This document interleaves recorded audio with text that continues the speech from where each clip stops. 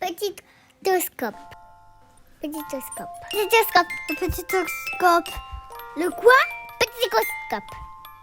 Le petitoscope.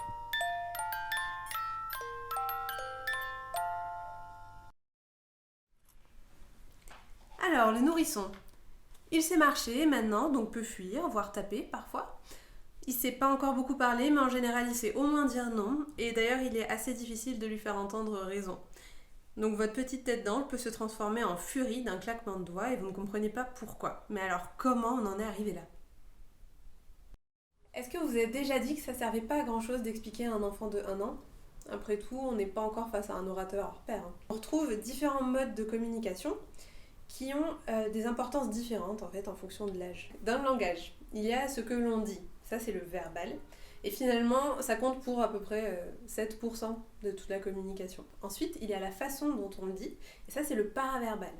Ça comprend l'intonation, le volume, le tempo et le rythme, et ça compte pour 38%, et surtout il y a le non-verbal, c'est le plus important en fait, ça compte pour 55%.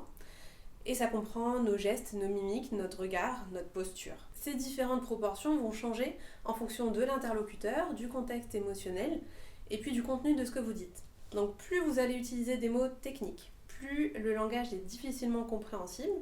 Typiquement quand vous parlez d'ARN messager à un enfant de 1 an, par exemple, plus votre langage non-verbal va prendre de l'importance. D'ailleurs, le langage non-verbal reflète votre propre état émotionnel. Donc si ce que vous dites n'est pas vraiment en accord avec ce que votre corps dit de vous, en général ça se voit.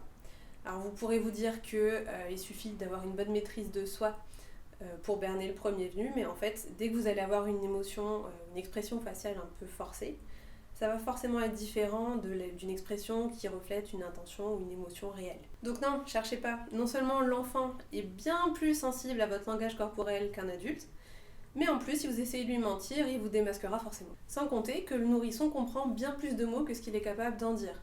Je rappelle qu'à 1 an, il a un vocabulaire de quasi 50 mots alors qu'il en dit qu'une dizaine. En revanche, mieux vaut y aller mollo. Vous dites une seule consigne à la fois, des phrases claires, simples, adaptées à leur âge, on est d'accord.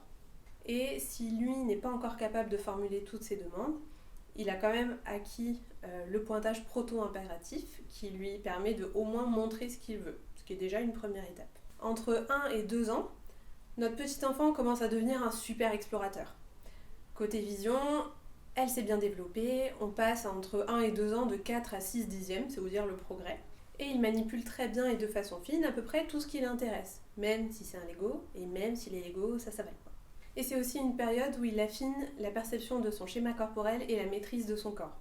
Vers 2 ans, il va être capable de connaître les différentes parties du corps sur lui-même, et puis sur vous. Et il va être capable de se reconnaître dans le miroir. Que de nouveaux acquis, finalement. Bouger, explorer, protester, vive la liberté, quoi. Enfin bon, la liberté dans la limite de la disponibilité de sa figure d'attachement. Ça quoi? Sa figure d'attachement. En gros, c'est la personne qui répond le plus et le plus rapidement aux besoins du bébé pendant les premiers mois de vie. Donc c'est pas forcément sa mère, et c'est pas forcément inné. C'est quelque chose qui va se mettre en place pendant les 9 premiers mois de vie, en fonction des interactions qu'a le bébé avec les personnes qui s'occupent de lui. On va avoir au final une figure d'attachement principale, et puis des figures d'attachement secondaires qui vont être très hiérarchisées de façon assez claire dans l'esprit du bébé. La figure d'attachement principale représente la base de sécurité affective du nourrisson, qui lui permet d'aller explorer en toute confiance et en toute autonomie, en sachant toujours comment retrouver ce socle. Donc le système d'attachement, en gros, il va être activé lors des périodes de stress. Ça va être une situation complètement imprévisible, une situation où on n'a pas de contrôle, où c'est nouveau, on ne connaît pas l'endroit où on est par exemple, donc typiquement une consultation médicale aux urgences pour un enfant d'1 an et demi. Ça peut être aussi lorsque la figure d'attachement est un peu trop éloignée à un moment donné. Donc dans ce cas-là, qu'est-ce qui se passe? Alerte rouge, cris, pleurs, larmes, c'est le drame, l'enfant est en stress, il se sent plus en sécurité, il envoie des signaux d'alerte.